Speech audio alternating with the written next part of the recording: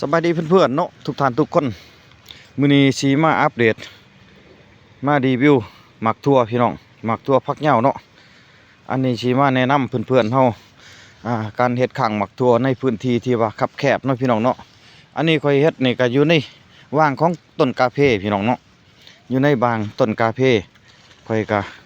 พังรักพี่น้องเนาะเฮ็ดรักเป็นแถวอยู่กลางกลางของต้นกาแฟเนาะนี่บางกาแฟบางกาแฟแล้วค่อยก็ซักลักเข็ดข้างขึ้นแล้วก็ปลูกไผ่พี่น้องเนาะพื้นที่น้อยๆพี่น้องปลูกไปเนาะแต่ว่าพื้นที่ก็ใหญ่อยู่พี่น้องแต่มันก็สิบ่เหมาะสมกับบ่อนที่ว่าบ่อนแล้น้ำเนาะพี่น้องเนาะอันนี้มันถึกแล้น้ำพี่น้องเพราะว่าเขาเฮ็ดอ่างน้ำอยู่นี่เนาะน้ำที่เขาได้มาจากธรรมชาติได้พี่น้องเขาก็เอามาพดพักกด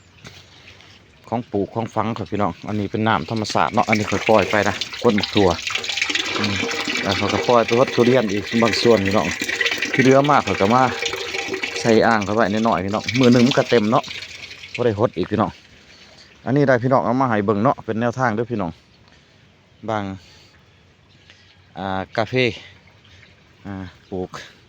หมักถั่วผักเหญ้าได้ผลพี่น้องนี่เริ่มดอกแล้วนี่สิได้กินกันแล้วนี่ตัวนี้แหละพี่น้องเลย